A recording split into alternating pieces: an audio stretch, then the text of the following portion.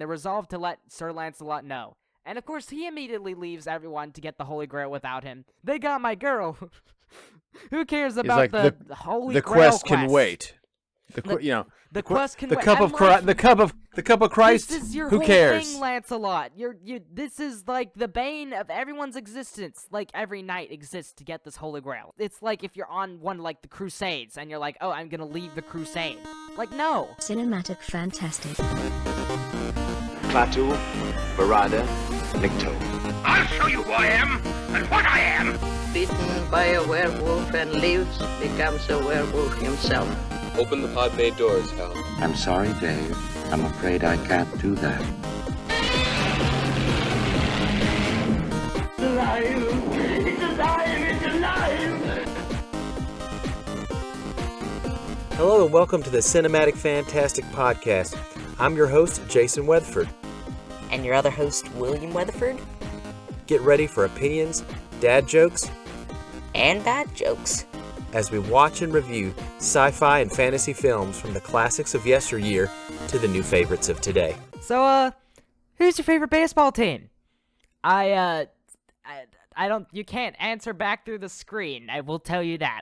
But, if you just said it right now, then you watch too much Blue's Clues. Because today we're doing A Connecticut Yankee in King Arthur's Court, episode 54.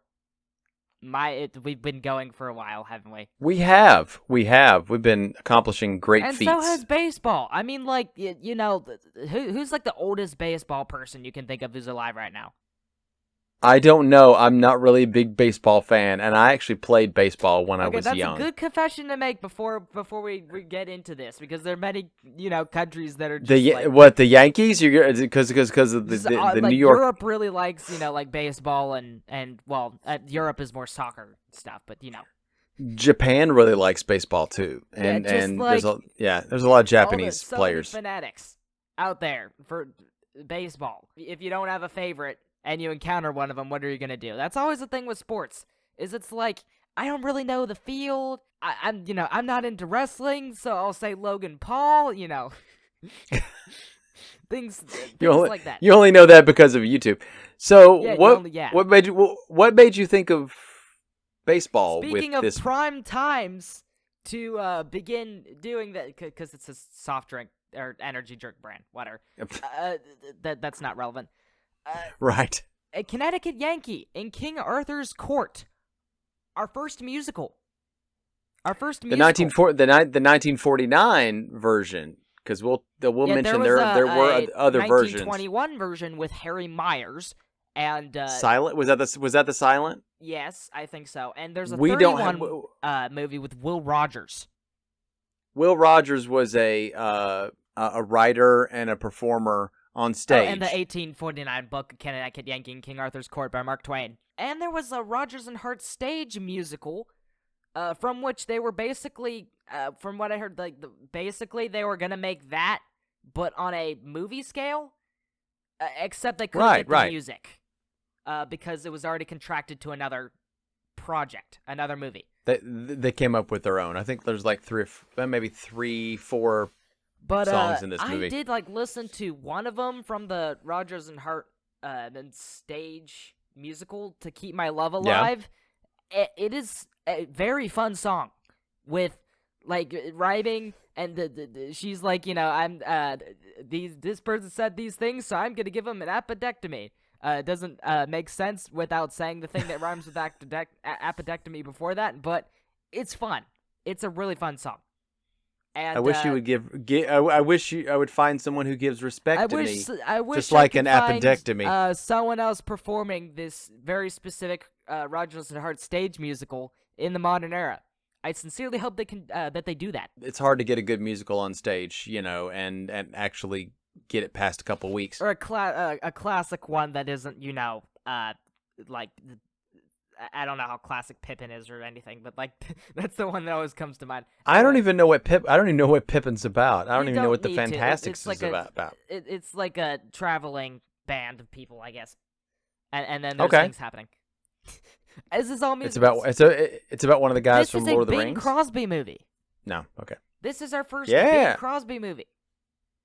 He's dreaming of a famous white for- Christmas. Yeah, White Christmas, Holiday Inn.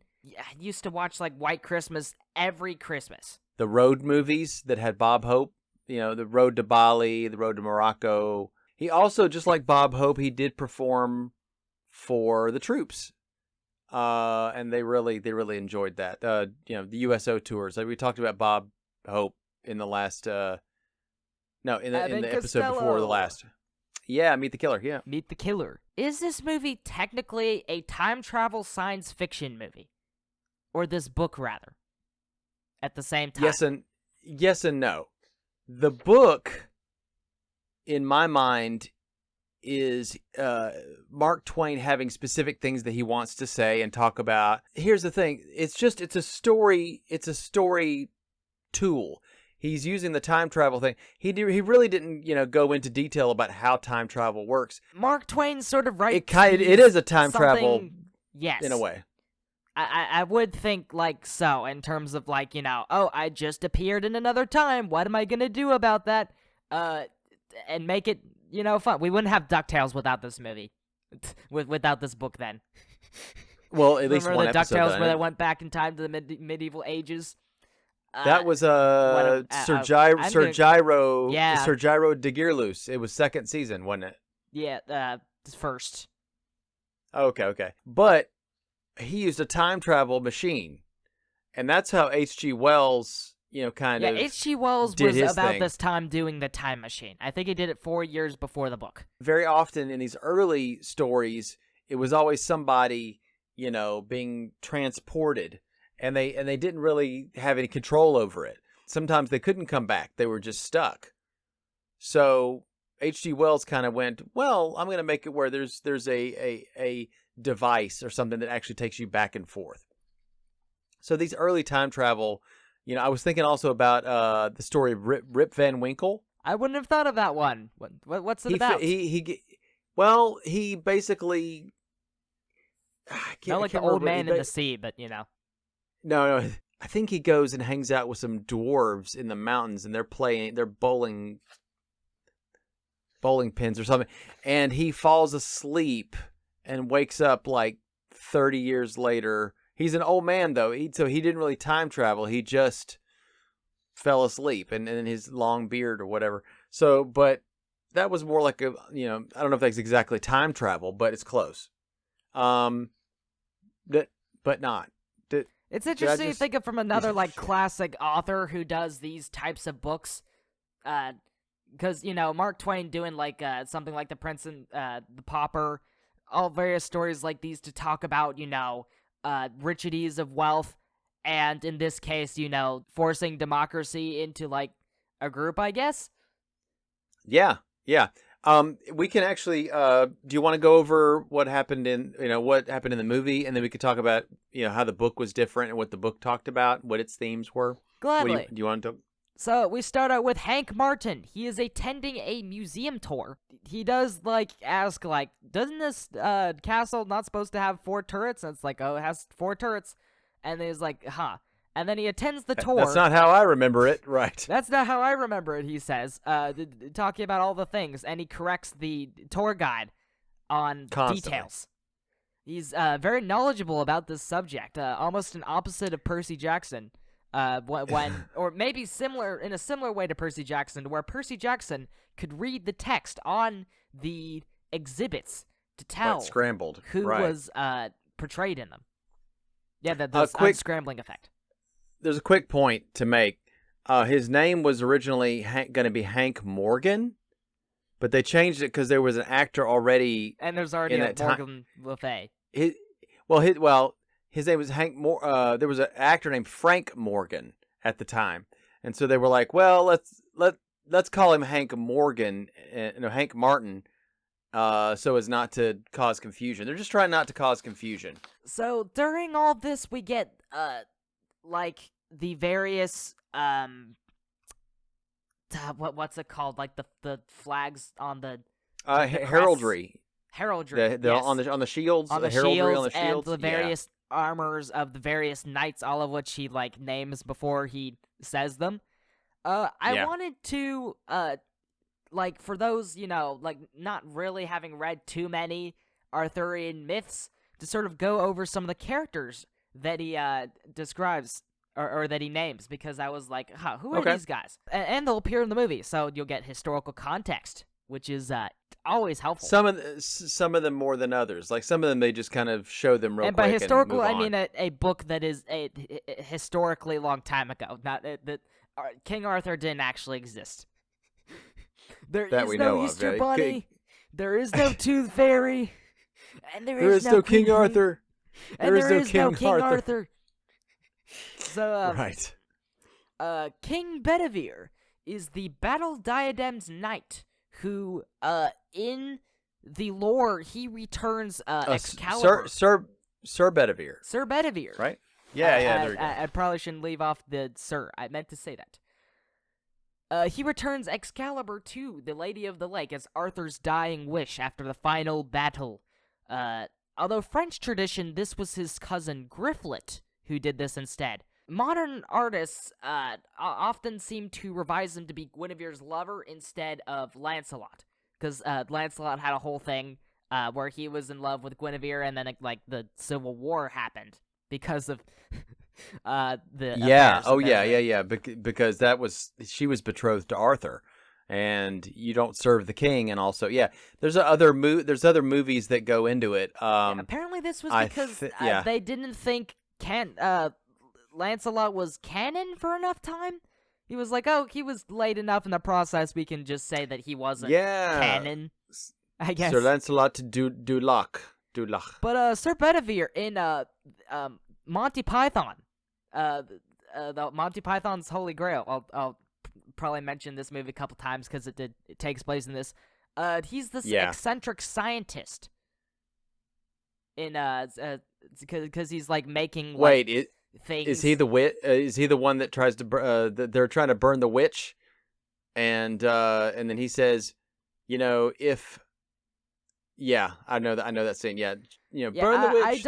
I haven't watched the movie, but he's scientist. He makes like some stuff, and he's like, I'm really scientific. Sure, this would work, but then it doesn't work. Because he's like a little cuckoo in the head. I can show you a clip later. Sir Boris Deganis is the fine and virtuous knight. Basically, he is the only one to return when he joins Galahad and Percival on the Holy Grail quest and becomes successor to Arthur. Although I think in the Monty Python movie, he gets killed by the killer rabbit. Do you remember the killer rabbit? Oh, do I? Yeah. Run away! Run away! The killer rabbit. The interesting thing is that the various characters will be different on the Holy Grail quest, depending on versions. So Percival is here, but that will be different. I'll discuss who that is momentarily. Of course, there's Sir Lancelot of the Lake. He's the famous knight. He was raised in the fairy realm. That's why he's got the of the lake, because the Lady of the Lake, he was raised in the fairy realm. Again, nearly causes civil war over his affair with Guinevere. At the end of the Holy Grail quest, he becomes basically the bad in the good, bad, and ugly. Spoilers for that movie. The ugly doesn't reload. The ugly doesn't shoot. The good always gets the bad. Which I guess Clint Eastwood. Yeah. Yeah. Who? I think that Galahad would be the good, and then Sir Boris Deganis would be the ugly. Then, I guess, because he escapes outside. I don't know about that. I don't know about that. I don't know if you can actually put those into categories like that. Yeah, because the thing is he probably gets the good probably shoots the ugly next. So, the funny thing is when I was thinking of this, I was like, isn't there a Sonic the Hedgehog property where it takes place in Arthurian legend? And it inspired me to play the first level. And I have enough time to do more than play the first level. But just so you know, Sir Lancelot is Shadow the Hedgehog. Gonna look forward to That's canonical. That's canonical. It's canonical, it's and true. I'm gonna be looking forward to seeing Sir Lancelot appear in the Sonic the Hedgehog 3 movie. I see. So why he became the bad was because he's like this famous knight who's upheaving like a good standard, but he doesn't actually do any right. So he ends up dying at the end of the Holy Grail quest. He can't escape. Sir Galahad, as mentioned, the White Knight, the Pure One, and the Chosen One, son of Lancelot. Very late in history, he replaced Percival on the Holy Grail quest. Also, this Sir Galahad is in the Monty Python movie, so instead of Percival, that's why I was like, I don't know why Percival. Why did you say Percival? I don't remember that Percival being in the Monty Python movie. Do you? No. So. I don't. Yeah. Honestly, I only think of the comedy bits. The interesting thing is that they may have been. This may have been added by the Cistercian order for lack of a paladin in the Round Table. They wanted to have a paladin character, and Percival wasn't that, so they went, let's make Galahad, and he's the good in the good, the bad, and the ugly. Then Lancelot, like a holy knight who's taken vows of celibacy or something like that. Yeah, Lancelot is this corrupted knight, so he's the appropriately Shadow the Hedgehog. This Sir Galahad is appropriately Silver the Hedgehog, who. Also, Silver the Hedgehog also has themes of, he's like the chosen one from the future to go back into the present, well, the past from his point of view, to be able to solve his timeline. Sir Dalliance did not have a Wikipedia article, so I will be skipping him. Sir Sagramore de Le Desirous. He is a hot-tempered, impulsive, fierce, and bold knight. The interesting thing is it's called the Vulgate cycle, which is the, at the time that it was, at the time of the legend, it was the traditional way to tell the Holy Grail story of, and Lancelot and stuff. They call that the Vulgate cycle. He was, known as Sagramore the Unruly, who was the son of the King of Hungary, although, the Queen chose someone else to be king instead of him. So he wasn't really happy about that, as thus his vicious attitude. One thing about Sir Sagramore is in the movie, they took the character of Clarence and Sir Sagramore and made them the same character. And in the book, Sir Sagramore is a different character. He actually does have a fight with, a horseback fight with the Yankee. The main character. Yeah, and then also there's this rewritten cycle after the Vulgate cycle, the French sort of tale that I did mention a little bit earlier, where he's just they introduced this the arc of Tristan, who's this folk hero who basically does a Lancelot and has an affair with Guinevere or something. He's a great friend to him. He's also a brother of Mordred, the villain of the entire saga. Yeah, a lot of the mythology behind this, people were changing things, like taking characters from earlier stories and making them show up in this story, and it was kind of like their this was the medieval medieval Marvel Cinematic Universe. As King Arthur, like there isn't really like a specific, like you have these character archetypes, but there isn't really any specific definition to them. So why not we each interpret them in this common, there's a common way to interpret them, but you can interpret them a different way by author and by a different time period. And depending on ideals of the time, you might change up the characters a little. Make them up. So you might think of a Sonic the Hedgehog character who is impulsive and fierce and bold and hot-tempered red. But is not played by Knuckles the Echidna in the Sonic, but it's called Sonic and the Black Knight. That's where it's the Arthurian legend. Knuckles the Echidna is Sir Gawain in that one. But interestingly enough, Sagramore is friends with Gawain in a German Arthurian book, which is interesting. They're friends, but he's not, Knuckles the Echidna. We have the Lady Ilisandre Le Cartelis. Yeah. She's in a painting, and he looks at she's and basically Hank looks at in the mythology or the legend. Sorry, in the legend, she's basically just a blank slate. She's been written as a assistant or as a damsel, really. In this one, she's King Arthur's favorite niece, royal and beautiful, and marriage material. Yeah, sort in of the book, Guinevere, but not. In the book, she is kind of a side character. He's, and kind of annoying. And she's very superstitious.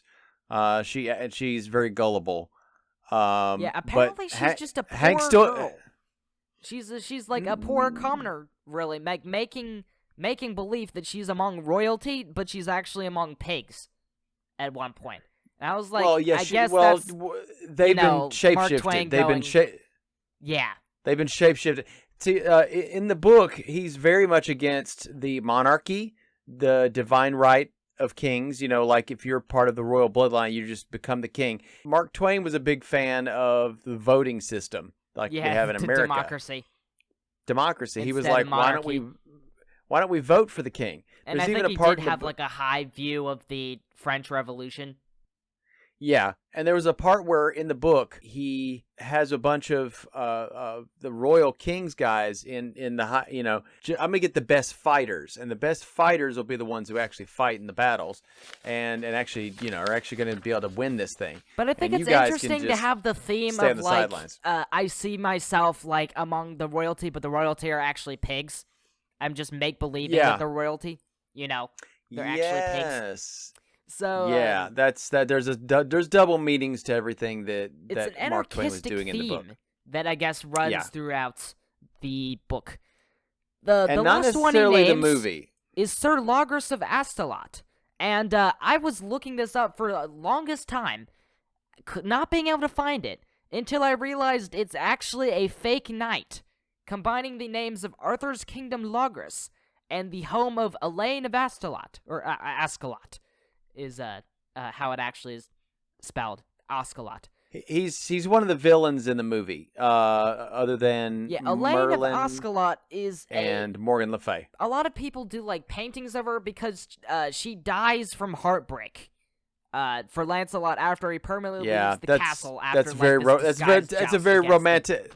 That's a romantic way to go. If you're gonna go from heartbreak and be poetic. She literally just dies then and there, having established connection with him right before the joust went on. So I find that a bit funny. That's all the knights that they name, but I think it's interesting to see in the insight into who they actually were and who they aren't. Some Easter eggs there. Yeah, some Easter eggs. So back to the story. He was there to see it all, and so the Lord Pendragon of this time, a descendant, we think, in the century, finds this strange and summons him to his bedside to explain himself. I thought he was a descendant of Arthur because Arthur... Yes, that's what I said. A descendant of Arthur. The Lord Pendragon wants to see you. Arthur Pendragon, yeah. Yep. He was a blacksmith along with his dad, Hank was, until automobiles dominated the hoof, putting them out of business. Horseshoes. Right. Which I'm like, isn't horseshoes like a popular sport as well? I mean, why it can be, yeah. Why are we putting our Yankees into medieval times when they have a popular sport? The horseshoe does come back too because he as a trick. Oh yeah, I thought that was just a regular magnet. Interesting.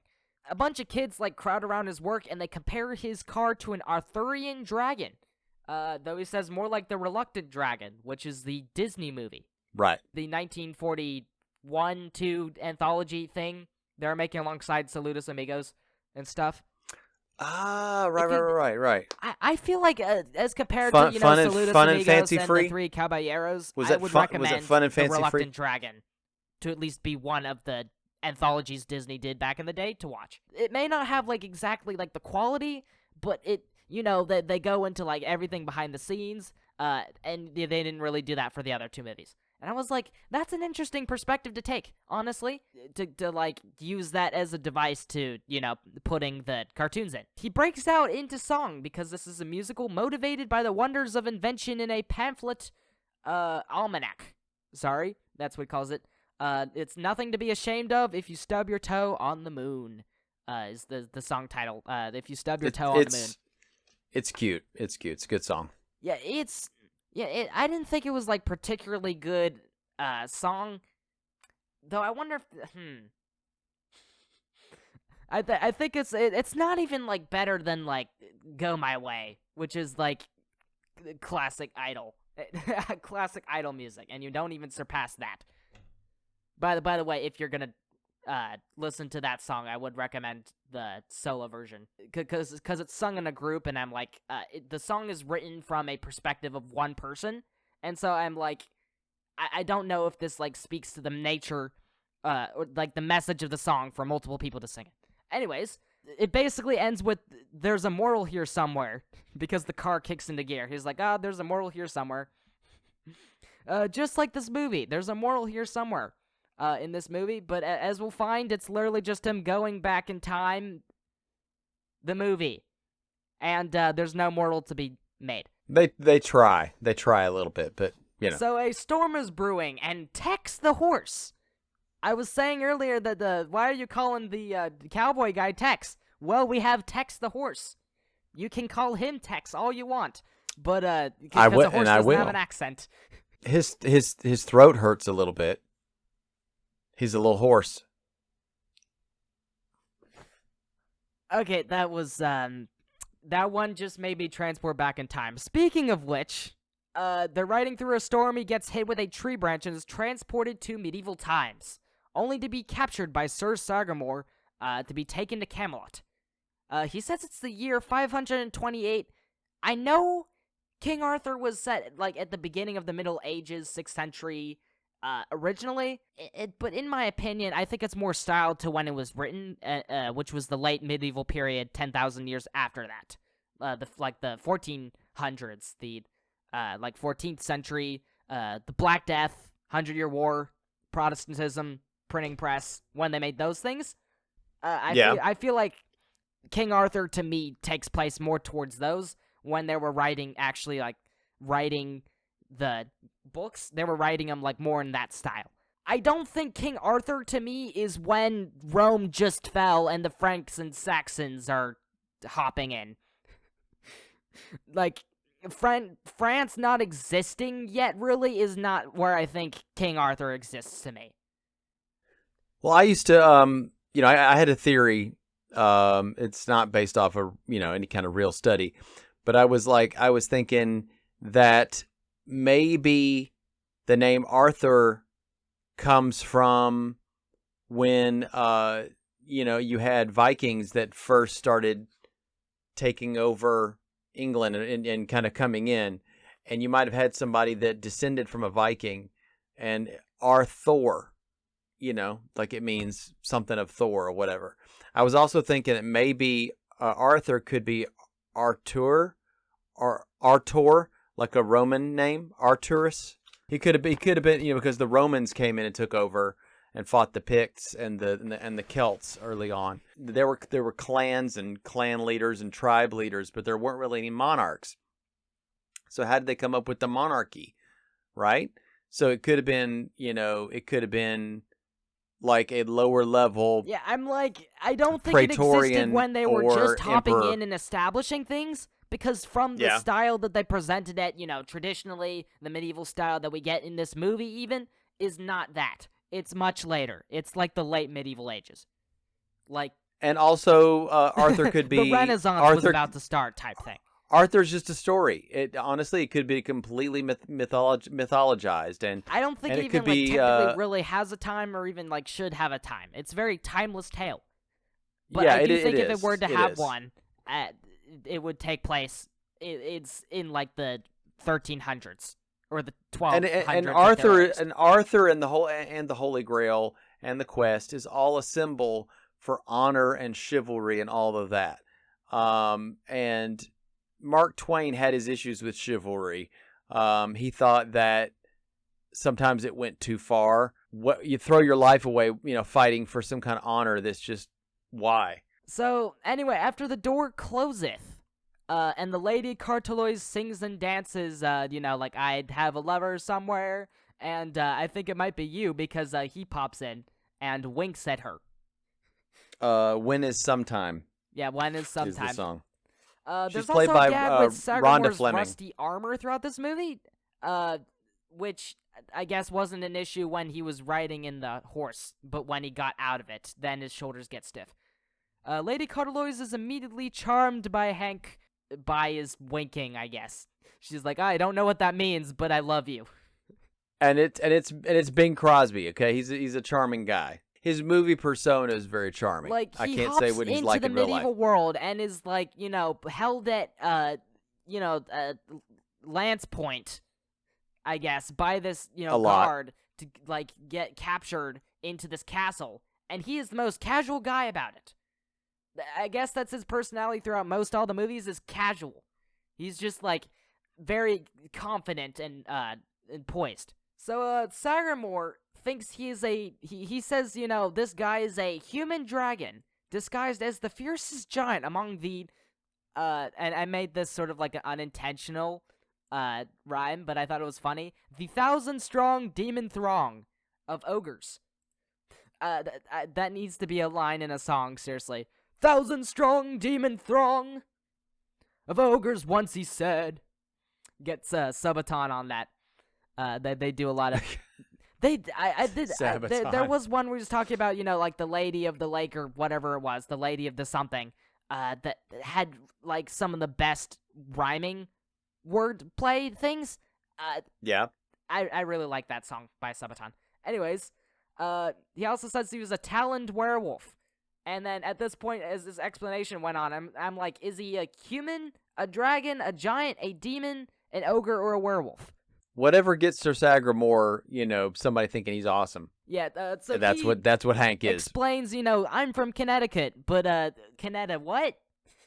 They haven't heard of such a place beyond the Great Sea. So Merlin, which by the way, hair looking good, my man. Like his hair is immaculate. He advises to burn them at the stake, or burn him at the stake. Next morning, Sagamore gives him meat. He regrets lying to the king about him being an ogre and everything. He gives him the idea to assert Merlin as greatest sorcerer as a way to escape. But he's like, oh, that I don't think that would work at all. But he's like, fortunately, I have this bracelet thing. So he gets into his trial. He's read the result of the... He gets into, like, execution. And he has read the result of his trial, which is guilty. And I'm like, I didn't see him take a trial. I don't know how you could do a trial with little evidence as this. So I thought that was they don't funny. have to do it. They don't have to do a trial. This isn't America. Yeah, but he said, the result of your trial is guilty.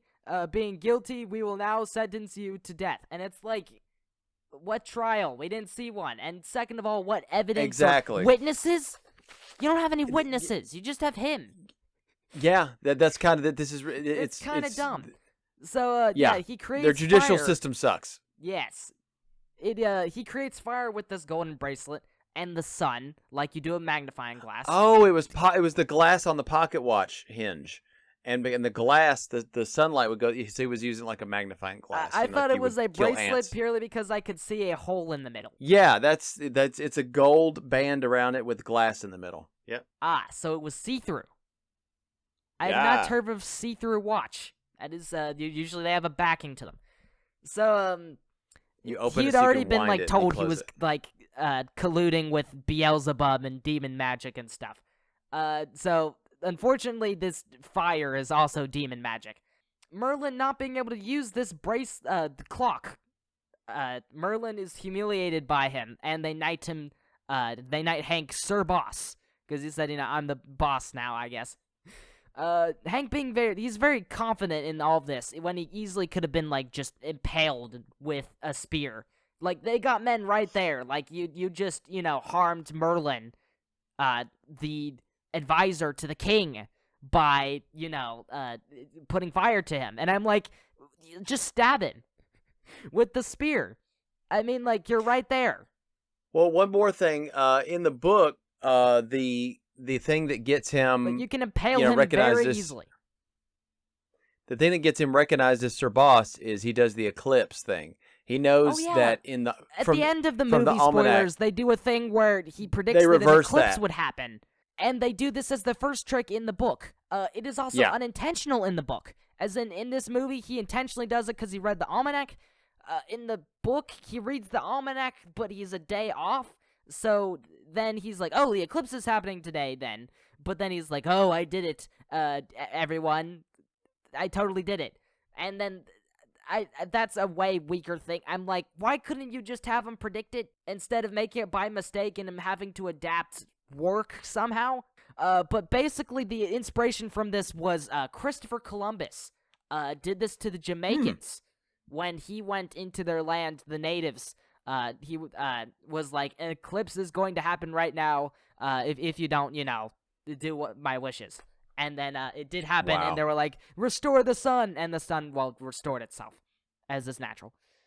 Yeah, 5 minutes later. 5 minutes later. Or hours, realistically. Like, eclipses, they are just like an hour, really. Only 15 minutes, technically. They're not long.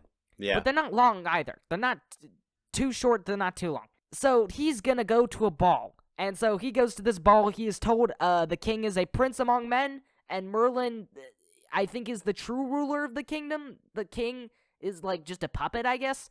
And the evil enchantress Morgan Le Fay, Merlin wants her queen, which can't happen. Lady Cardelois is betrothed to Lancelot, but Lancelot is away, and so he's like, I see my chance. An eye for an eye, I guess, because Lancelot, as I said earlier, he has an affair. And so I'm like, it's funny to like have an affair. In the traditional story, right? In the traditional story, right? Yeah, and I'm like, it's funny to like, the person who has an affair has just gotten by an affair, an eye for an eye. Yeah, serves you right, Lancelot. Once the music stoppeth. By the way, that it's like a thing where like he's like, stop the music stoppeth. They do that like 3 times in this movie, and also the king sneezes. We should put the letters ETH on stuff as we go. Hanketh meeteth Galahadeth and No, asketh no, if no, he no, killeth no. any okay. I said I'm not gonna every do so that. every so often Every you can so do often, it. okay. Hank meets Galahad and asketh if he killeth any dragons lately on Scout's honor, which I was like, why did you do Scout's honor? Did you just ask if he killed any dragons lately? Scout's honor on killing dragons? I'm like, I don't know why he had to make that interaction, if I'm completely honest. What interaction are you talking about? Right after he stops the music, and he's about to make the minstrels play a song. Okay. He sees Galahad when he and goes, hey, Galahad, teaches, my man, killed any dragons lately? A very pointless interaction, if I do say so myself. but it's only half a second, so Yeah, he teaches the minstrels a more upbeat song, funnily of which none of the parts sound anything like the whole. Like, he teaches them in turn, each of the parts, like here.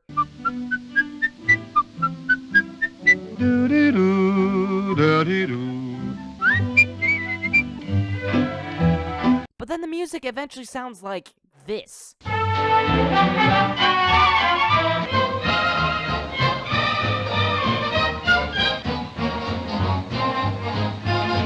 And that doesn't even sound anything really like what I didn't hear the melody from one of the instruments appear in the music. But it's certainly upbeat, and everyone's jovially dancing to that. So he takes the opportunity to take Lady Cardelois outside to sing to her a romantic song. Once and for always, you and I will be in love. He also calls her Sandy, which henceforth I'll be referring to her as Sandy now. Merlin Morgan and Sir Logris, see them singing together and kissing, and they resolve to let Sir Lancelot know. And of course, he immediately leaves everyone to get the Holy Grail without him, because he's like, they got my girl. Who cares about the Holy Grail quest? Can wait. The quest can wait. The cup of Christ. This is your who whole cares? thing, Lancelot. This is like the bane of everyone's existence. Like everyone exists to get this Holy Grail sort of thing, or every knight exists to get this Holy Grail. It's like leaving. It's like if you're on one like the Crusades and you're like, oh, I'm gonna leave the crusade. Like, no. Like, you think God would want me to leave the crusade? No. So I don't understand really why he's just like, leave my quest, because I assume this quest is the Holy Grail quest. Like, but if it's not, even still, It's like you're leaving your homies to continue the quest without you. It's just the cup of Christ. I mean, this is a woman we're talking about. It's just, the thing that'll solve a lot of your issues, and you're making Civil War and everything, but you're on this quest to greatness through this, to be able to, deal with all these things and make King Arthur, king over all the country and it's all like these things. righteous, I don't know the exact righteous quest, and the ultimate goal of every night of the round it's table. The ultimate goal of every night. And somebody's got making eyes at my girlfriend. Yeah, exactly. I think I'm going to do the girlfriend. Yeah. I don't understand. A lot of the things in this movie, it's just like, well, this happens, and it's like, hold on, why? So a lot of this is invented for the movie. First of all, it's like, not why in the did he book. fall in love and in there automatically, like, on the first day?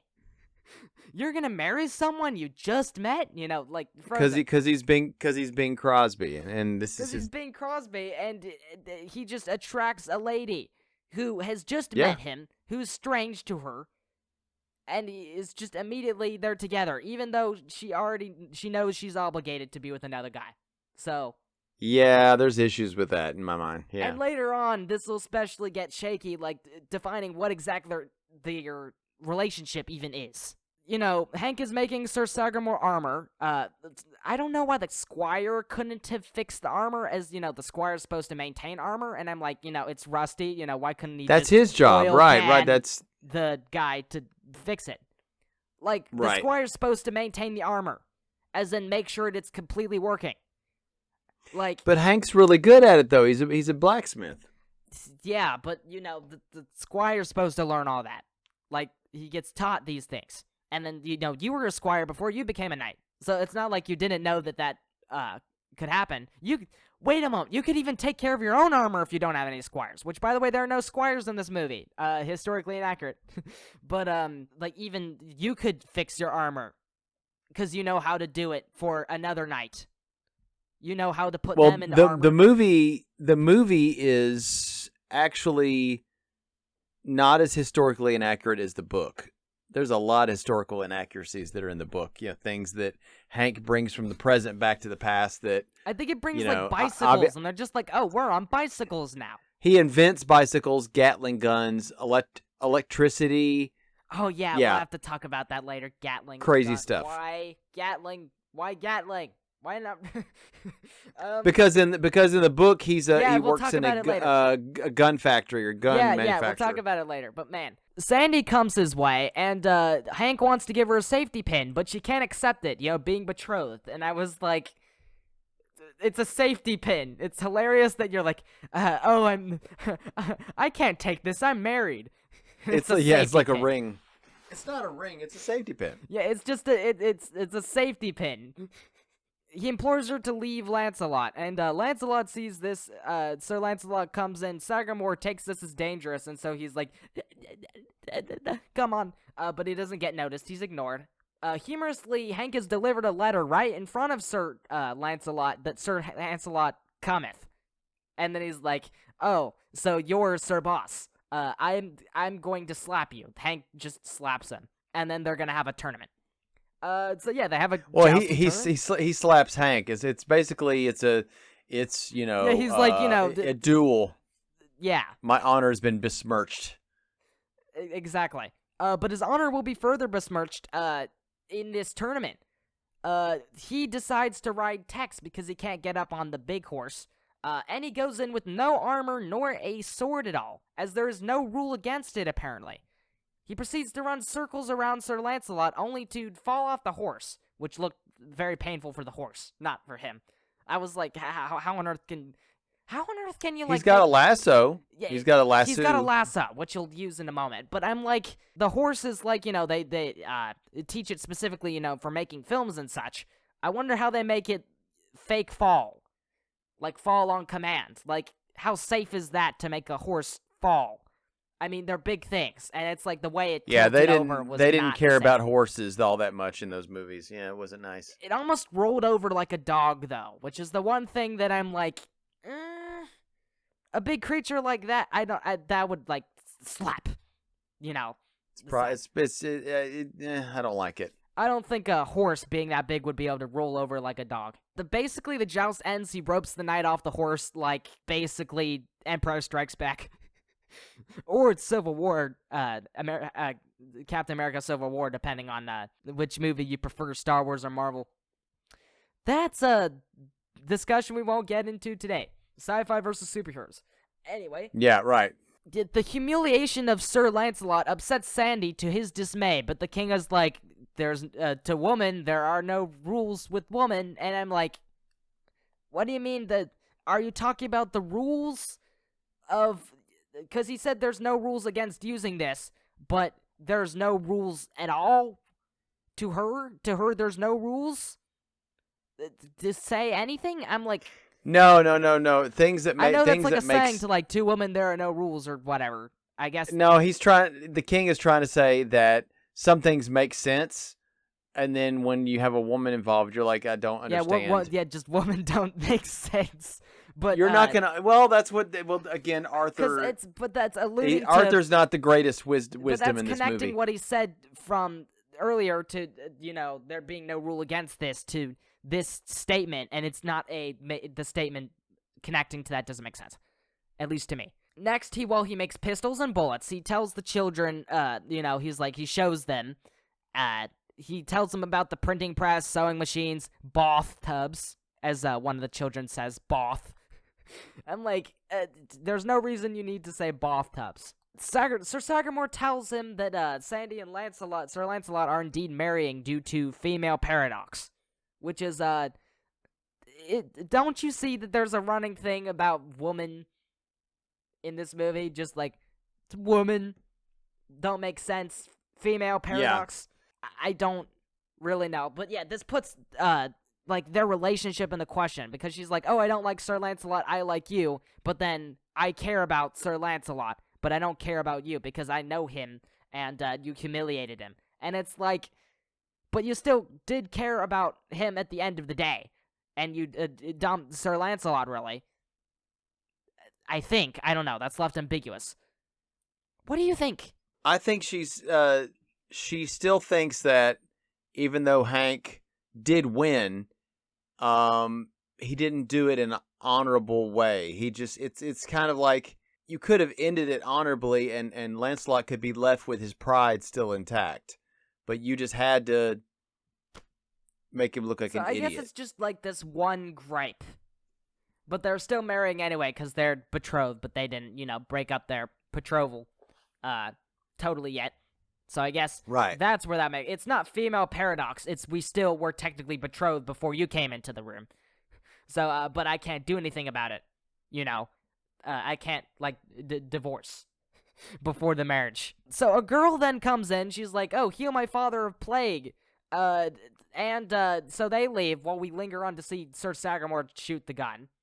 At the home, the father's dead, and the mother's two sons were arrested for cutting down fruit trees. And so Hank is like, preposterous. Why this is happening. Guess what he does? He barges into the king's chamber to tell them tell him to go disguise among the people and see if they hate him. Like Henry the Seventh.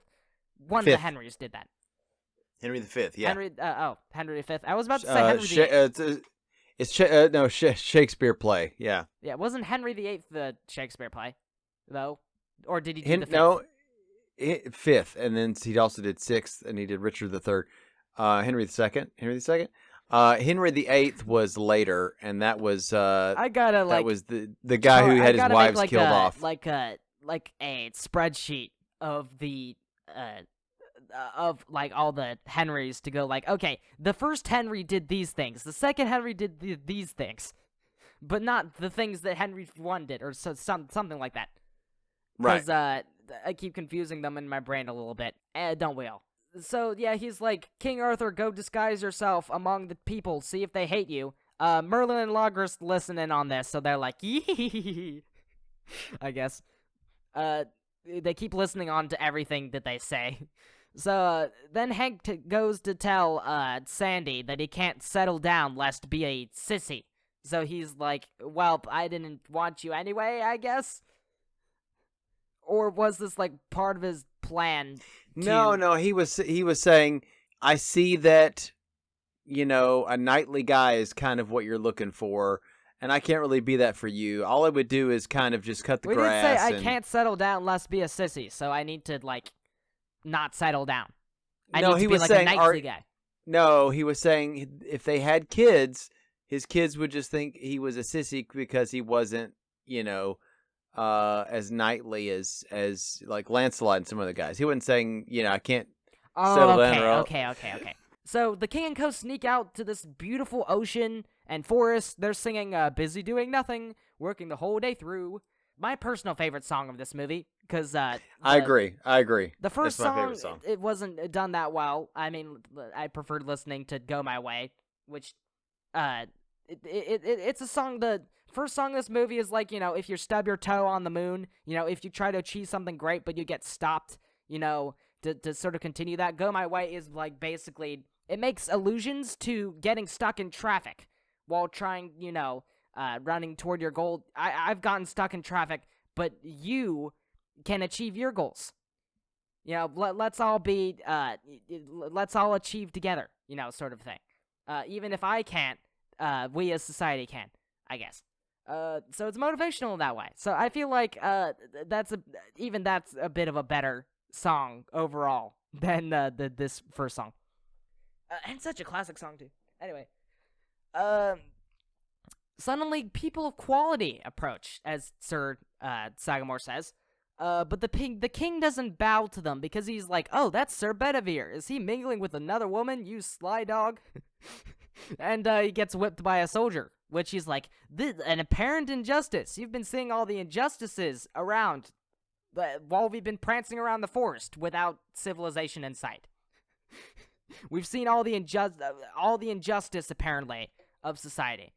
They really do, like, blow off some of the things that, like, Mark Twain likely would have had him actually see atrocities and go like, "Oh, this is to be actually convincing." This movie still takes that plot point, but it still puts it in a lightness context to where it's like, yeah, that plot point is in the book. Why yeah. have this little detail at all when it's like a serious detail, as it doesn't match tonally with what you're doing, and also you don't show that he's seeing all these apparent injustices. So, why? They sleep under the drawbridge, but Sir Logris and his men easily capture them. While they sneak away, they're just right behind them. They're gonna be sold as slaves at auction, and are sold for 10 pounds to Merlin. And I guess one of the details is that they all, like, can only offer 1 pound. So I guess that's like, oh, slaves that are being sold for, like, 2 nickels. What an atrocity. So them being captured, Hank and Sandy, they reprise once and for always. Oh, because Sandy came in dressed like a page boy. Yeah. And she got found out, and that's why she's in jail with them. So go ahead. The next morning, this is one of the things that you're just like, okay, how did they even? Because this is how they escape. First, they break their cuffs because apparently the cage they're in has a natural stone flooring. Like with hills. It's a hill they're on. So they can just break their handcuffs by sliding against it.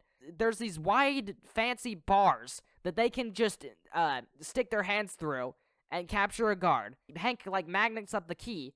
There's a guard who then comes in and sees this. He's the only guard that sees them magnet up the key. He runs straight into the door frame. So he runs out of the room, but he hits his head on the side of the door. And it's like, right. You had one job. And sincerely, you don't have just 2 guards at this cage, right? So they just escape.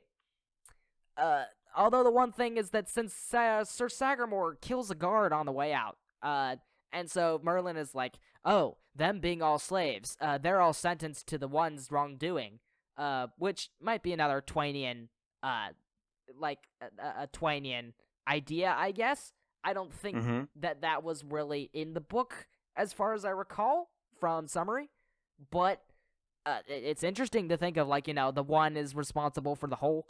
This being the end of the movie, Hank, he takes advantage of the eclipse like Columbus to the Jamaicans to escape. He goes to rescue Sandy, only for, like, this knight rides in on a horse.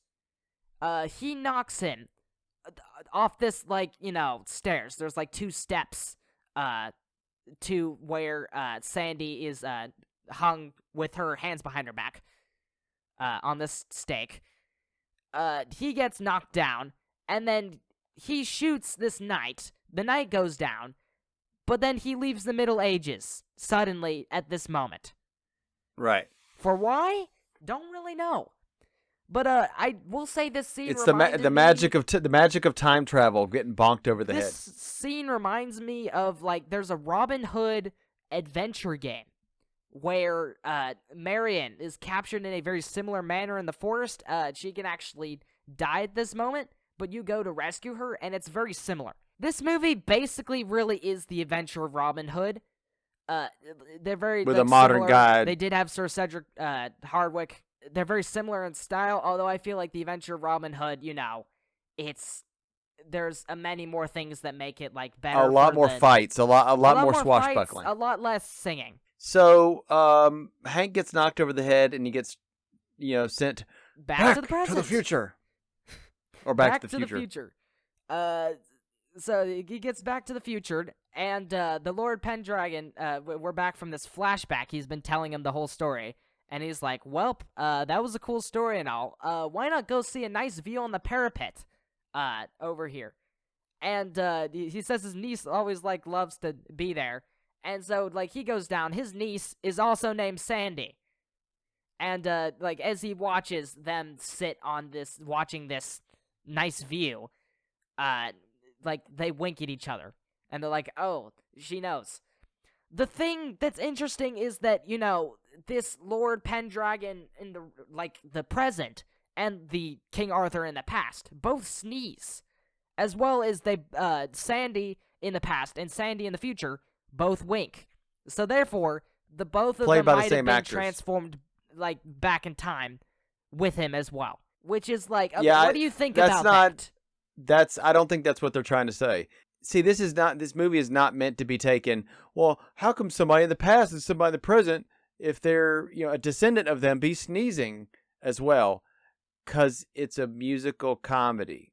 It goes by the rule of funny, or goes by the rule of cute. If it's funny or cute, or you can make a joke out of it, it's logical. I don't think this was the best film. I don't think this was the best Ben Crosby. No, it's not, of course. It did okay. I think that the plot at is the box very office. bare bones. It's definitely a fun movie. You've got some fun things like a jousting tournament a la, like, Robin Hood. You've got some Robin Hoodian elements in there, the way that they sort of do it. But at the same time, I'm like, the internal consistency is extremely off. And it's not like, the book was all that too much good in that aspect either. I don't super know, but at the very least, it was probably a bit more of a, realistic protagonist instead of Bing Crosby just like, I'm gonna marry this girl for no reason. I don't think in the book, the Yankee was really meant to be a realistic protagonist. He's kind of Mark Twain's, character vehicle for what he a political paper. For what he wanted to say. He's satirizing the monarchy and, like I said before, the right that a king should just be a king by his bloodline and not because he deserves it, because he has the skill to run the country. Did you know that the book right literally way. Like copies Le Morte d'Arthur, one of the books that is King Arthur? Yes. Sir Thomas Malory wrote Le Morte d'Arthur. He draws, like, a lot of passages word for word from that. And I'm like, it's interesting that you're literally just plagiarizing here, because you're like, there's nothing better than... I don't think he's trying to plagiarize. I don't think he's trying to plagiarize to save time. I think what he's doing is, that was his favorite version of the tale, I think. Yeah. Do you want to know how the book continues the movie from this point? Is that after escaping, Hank just shoots all of the knights. All of them are shot. All of them are shot dead. All right? Yep, they're all dead. I guess that is really for like effect of shock. Well, but there's okay. electrical fences and there's corpses everywhere.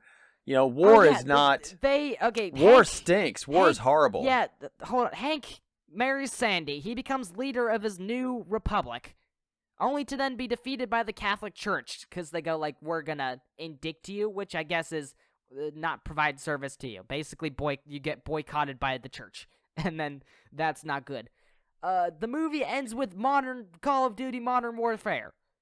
Like, Gatling guns and stuff like it's so weird to have like they're going on Modern Warfare in 500 BC AC. Sorry, the year of our Lord. AD. Yeah, AD. Ad Dominat. Anyway. Well, it's not meant to be like, well, in the present we don't find Gatling guns in ancient. When we dig up castles and dead bodies from that time period, we don't find Gatling gun. That's not what you're meant to think. He's trying to make a point about war and about the superstition of the church, all these different things. He's using the story as a vehicle to make those points. Okay, the book ends by Merlin. He basically pops in because he's stuck in this cave, right? Because of this war going on. Right. He pops in, and then he goes, "I curse you to slumber 13,000 years." And sure enough, he does that. 1300. Yeah, the 1,300 years.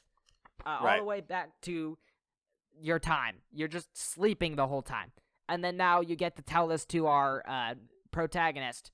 Like, the book starts with, he's going like, "Oh, I heard this." It's a narrator who hears from our protagonist a tale. Okay, it's a fun movie. I think you'll enjoy it pretty moderately. I think that, while there aren't too many various sets, a lot of the landscaping is pretty cool. I feel like the effects that they did were certainly possible by what they did in Robin Hood. They were using very similar type effects. A lot of compositing, like with this, I talked about an ocean. They have like a pan from the ocean to the castle, and the castle interior is composited in. So they have, on the actual set is like, some of the square things that archers shoot out of.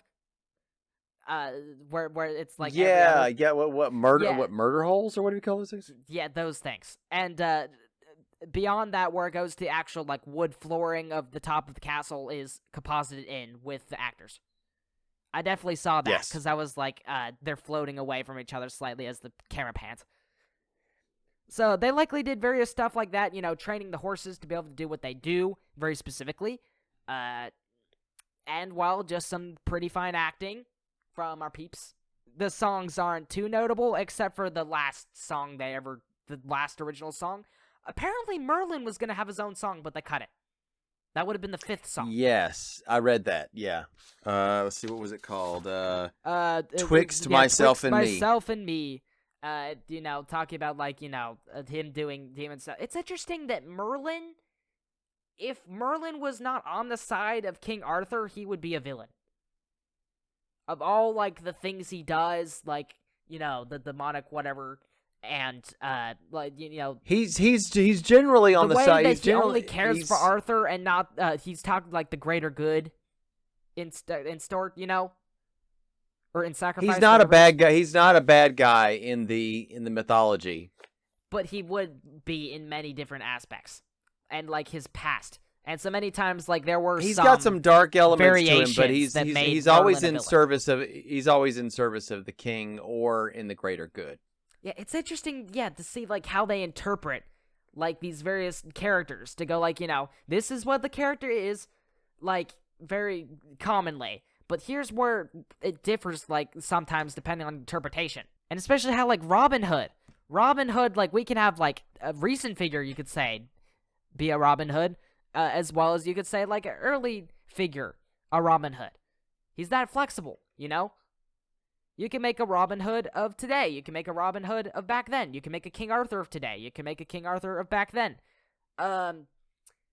Shoot, what was it called? The one with the silver tree or whatever. The Welsh trilogy that had, like, King Arthur in it. There was silver on the tree, and don't remember quite what it was called at the moment, but those had, like, a lot of, Arthurian elements as well as, Welsh elements grafted in. What about that movie that came out in 2017, The Boy Who Would Be King? It's like Merlin was like a young teenage boy, and it's like reincarnations of Arthur and some of the other characters. Yeah, just Arthur is like an infinitely fascinating legend. As I said last episode, along with you're talking about Clash of the Titans with Perseus, yeah. Perseus. Pegasus. Greek legend and Roman legend and Arthurian legend are all infinitely fascinating. So, do you got any production details? Yeah. I did. What I found interesting is that this movie filmed for 3 months in 47, and it came out in 49. It's like, why did you wait so long to put it out? Apparently, they did retakes in 1948, but then they just left this movie on the back burner for a majority of its existence. I do know they did also air this on TV, though. Though it was apparently like the only the real Technicolor ways that you could get the movie for a while was on the TV. And then they we haven't had Technicolor in a while. But yeah, I think we're gonna have some more. They had it without Technicolor until they put it back into cycle. But on television, they had it on Technicolor. And so it's like, are there some theaters where it wasn't in Technicolor? I don't think so. Well, let's put it this way. It'd be interesting Not all. to see. They didn't. Not everything was color. Because of the processing. So yeah, probably do have to have a Technicolor projector in order to display. So the movie was considered a success, but I looked at the budget, and the budget was $3.4 million. The box office was $3 million, I guess, for the time. I'm like, well, that means it wasn't. That's a big budget. Yeah, oh wait, I don't know. I did see this was a Paramount film, and we were talking about Paramount being the biggest film industry. So I think this movie having such a high quality level of job that they did. It's interesting that Universal seems more cut back. I don't know how many Universal Technicolor films we've done at this point, but they did. They Warner got Brothers bought was out. bigger. Yeah. Warner Brothers was bigger than Universal, and they did Robin Hood. And Paramount was bigger than both studios, all studios, in fact, really. And the Paramount did this film. It's interesting to see we don't see. I want to see a Universal Technicolor film and compare the scope, because it's the Bing Crosby stuff with Paramount. As far as movies that will be in color, I think. Don't quote me on this. I think Rocket Ship wasn't XM Sound of Music is in the 50s? Yeah, that's in the 50s. And we're almost in the 50s. This is the last 40s movie we're ever gonna do. Some people thought it was a really good kind of light, fluffy, romantic comedy. Some people were saying that it's just way too casual and chill. Is my words. I think that it's a good watch. Yeah, it's a good watch. It's a pretty good watch, but it falls apart. Yes. Of course, this isn't the first track things, and it's the ending was a big cop out because they're we have to end it at some point because technically there's no stakes here. It's literally just it's a romance, so they have to end it with some kind of we got to give him somebody to be into. But at the same time, it's we don't have enough establishment of the world that we live in, as in so much as the medieval ages. So it's you're meant to we don't take know what it happens after this. on We don't know face what happens value. before this. We don't know who this guy is to be what he's doing, where on earth he is, really, other than he's a blacksmith and can ride a horse. Which You're is not probably supposed the to only know. reason why he can ride a horse. It's fluffy. It's fluffy, kind of casual fun. It's not meant to be any kind of deeper meaning to it. I mean, maybe Mark Twain would have some deeper meaning to put into it, but this did not. There is better out there, though. Yeah. Speaking of others, like you said, there was the 1921 silent version, which I don't think we have all of the reels of it. A lot of we've talked about this about silent movies in the past. We are missing a lot of that stuff. Yeah. Of those reels. 1927, it was adapted into the musical Rodgers and Hart. which had some fun music, I will say. You liked it. I liked the one song yeah. I heard, and I'm like, if it's all that, then that's a pretty standard, great musical. 1931 version, A Connecticut Yankee, starring Will Rogers. I saw some of that. I didn't watch the whole thing. I saw some of that, and it's not bad. But I'm not super impressed with Will Rogers as an actor. You know, he might be a decent, funny guy on stage or a decent writer or whatever, but you know, kind of homespun kind of character. But in acting, I wasn't really impressed. I'm just being honest. Did you see the 1931 version? Yeah, I didn't watch the whole thing though. But what I saw, because I was watching it to get some. Was it better than this some movie? footage? I'd have to watch it all the way through to tell. And I also from what you watched, from what I watched, it took a little while to get started. It really did, and the acting from Will Rogers was not. I was like, okay, you did, you know, it couldn't. It looked like you got a non-actor to play the part. I'm like, it didn't convince me. So maybe the story is more like the book. I'll have to watch it and see. I have seen this movie, and it's.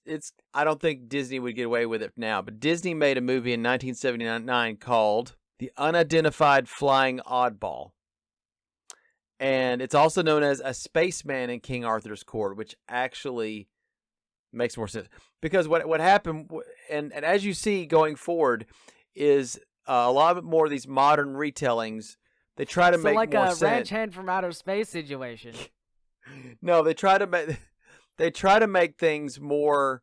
Oh, is that a Backyardigans reference? Yeah, going back to the Middle Ages, introducing future technology just so that they would know what Zum Zum is. Right. Just imagine those two aliens just down in the medieval ages going Zum like Zum, Zum Zum. Zum Zum. No, in Unidentified Flying Oddball, In case you haven't watched it, those are pancakes.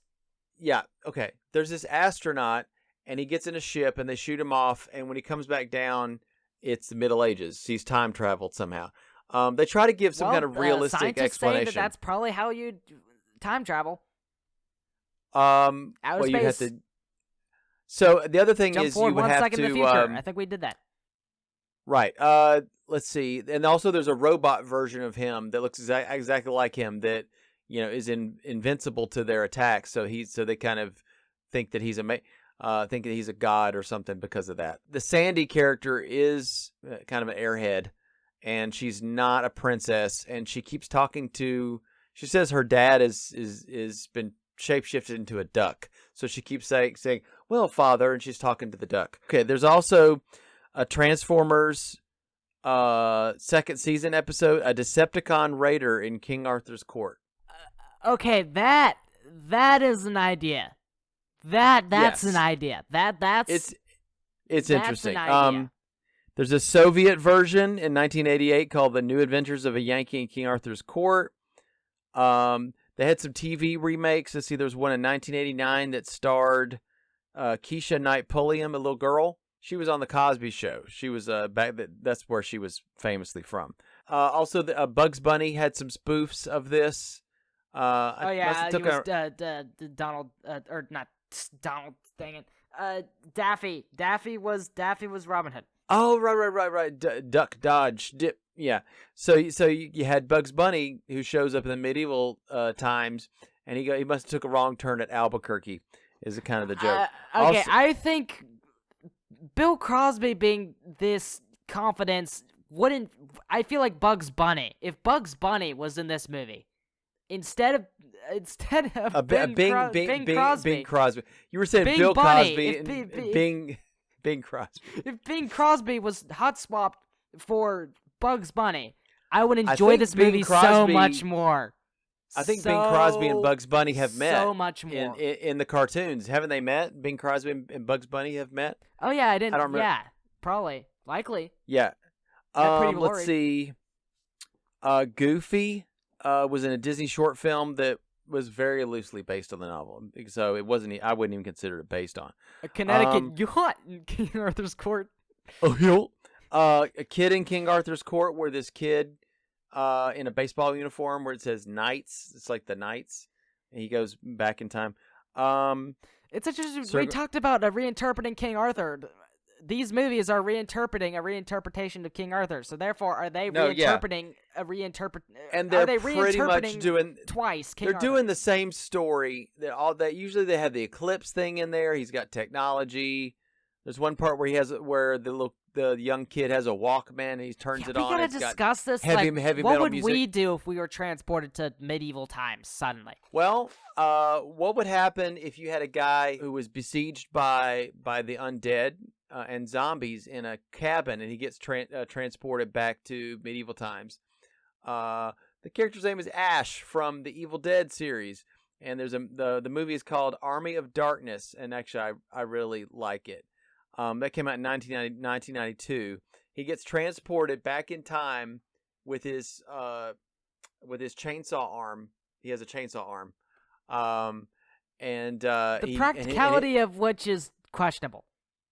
Yeah, and he has a Cadillac. The famous Cadillac car transports with him too. In the back of the back of the car, he's got a chemistry textbook. They come up with gunpowder and all this kind of stuff, and they get these blades and put it on the top of the car, and it's spinning around.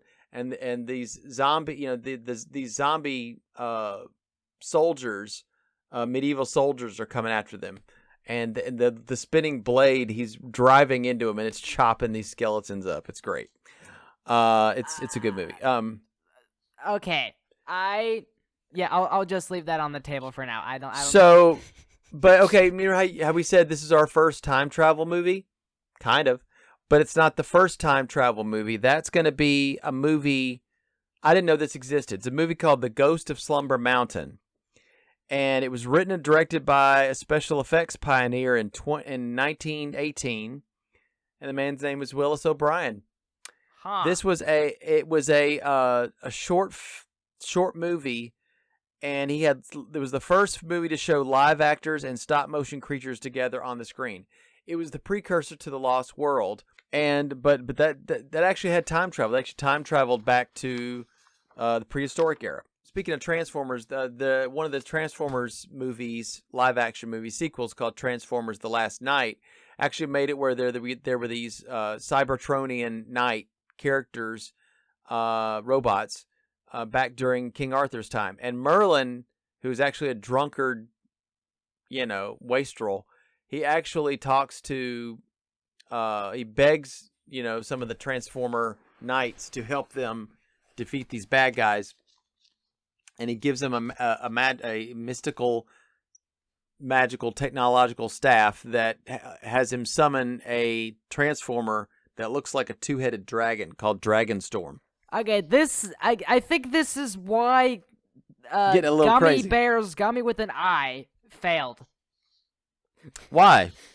Because Transformers in the medieval times doing medieval things is so much cooler than bears that can eat berries that make them hop real high. Yeah. So this movie, and of course the book is considered, in a way, it can be considered science fiction. So that's why it's kind of in our podcast realm. But it's also interesting that this is the first musical we've done. The musical only has 4 original songs. And I do think you need more than 4 original songs to technically count as a musical, although they did a reprise, which I guess technically is what makes this actually a musical. You've got to have more than 4 songs in there. As soon as people start singing, and I think it's good to have more than 4 original songs. But all except one of them, I think, were not great. Let's see. When did the book come out? Because Time Machine was written in 1895. That's after this, right? The book came out 4 years after. 1888. Also, a book called Looking Backwards, where the protagonist is put into a hypnosis-induced sleep and wakes up in the year 2000. So that sounds like the opposite of how the Yankee gets sent back in time. So basically, the main literary device in time travel is this. A modern person is suddenly hurled into the past by some force completely beyond their control, stuck there irrevocably, and must make the best of it, typically by trying to introduce modern inventions and institutions into the past society.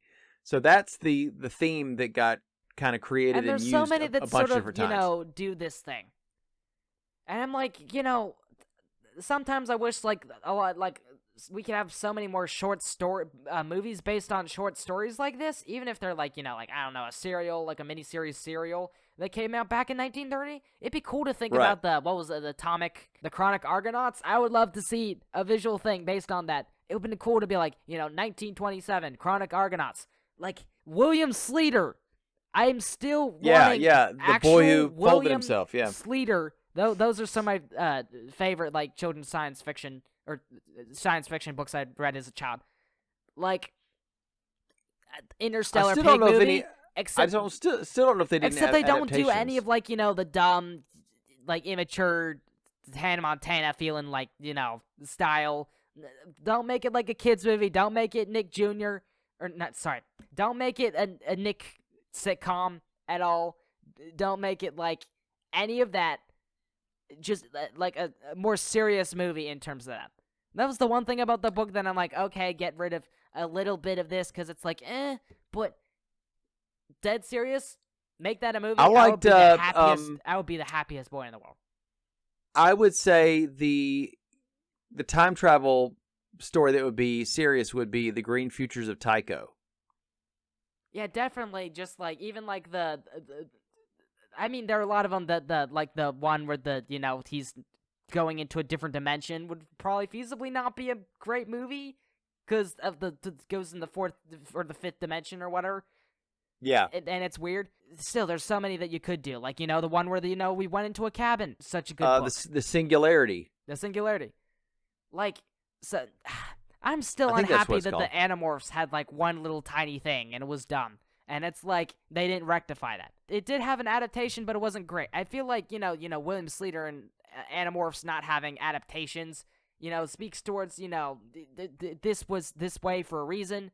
But I'm like, come on, in me is a child that would have wanted some of that stuff. Don't mess it up. You could do it way good. You could do it way good. Is the only way thing. Better. Don't mess it up. Don't pander. And don't make a dumb, stupid like Nickelodeon. It's so hard. It's so hard for people to. Honestly, adapting That's things is so difficult because you can't make anybody happy with it.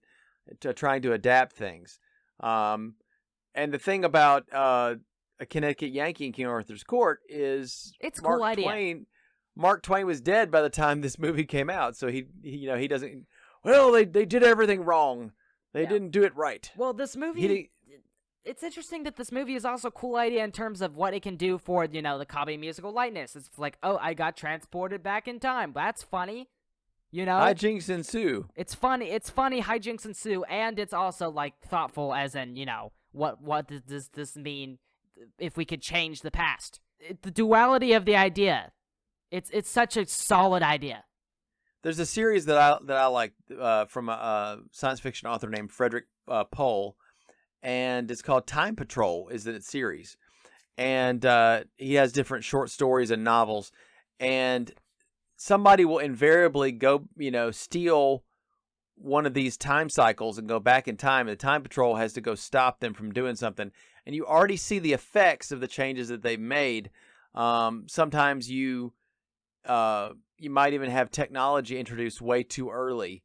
And and how it changes new industrial revolutions way before they should ever happen. But I feel like stuff, this is getting really into like stuff. a greater discussion of time travel and that sort of stuff. Like very interesting ideas. Like one I just had. Has there ever been a time travel thing where like if you time travel to the same point, you won't see your other self because they've been grandfather paradoxed by you time traveling.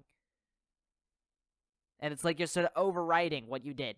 And it's like, did they ever do that? I don't know. I do know that in Back to the Future, if you there was a whole thing where his parents, because he got introduced into the situation, his parents kind of started to not meet or to not like each other. And they just fade out. He has a photo. That's not scientifically, like how that would happen. Because why would someone take a photo of people that aren't there? The photo would just disappear. Again, it's the rule of fiction. It's the rule of cool, right? It's what's interesting. Like later sequels in that series, which I love the Back to the Future movies. All three of them. I just do. but you might have a newspaper article that changes as you change the past. It just changes in front of your eyes. Yeah, it's science fiction. But in reality, it would have already been that way. You would have remembered that it changed. Science fiction really does have that, what if to all of it. And one of them would be like, what if we went to space? Wait, that harkens back to we're going next? Yeah. To space. Finally. Destination Moon and Rocket Ship FM. Or XM. XM, yeah. Remember, you just said, and we talked about this, science fiction is about what if. That was our first episode of our podcast, and we talked about trip to the moon. Yeah, everyone's dreamed of going to space. Like, everyone's dreamed of meeting the sky, we're coming the full sun, circle. Dancing with the stars. Dancing with the Stars, isn't that like a TV show where they dance? And sleeping on Europa. Celebrities? That's got to be one of them. Sleeping on Europa. Well, anyway. Jupiter. No. You better go listen to our next episode where we are going to do space movies. Space, rocket ship, and it will not be the last. Now, we will dip a little bit into some more Universal monster stuff. Yeah, we're going to be in the new decade. If you guys still want us to do this, and if we can still do this, we'd love to do it. This is just something we do for fun, and we may not do it forever, but we'll do it as long as we can. And it's a journey that we're taking, and sometimes those journeys have beginnings, middles, and ends, and sometimes they keep going. And so we're, it's not like everything ever truly ends until it ends, And nothing ever truly ends. Which is why this podcast has been going for this long. It's about time we go. All right. And, and just like Team Rocket, we'll blast off into the atmosphere. All right. Next episode, Rocket Ship XM and Destination Moon. Meow.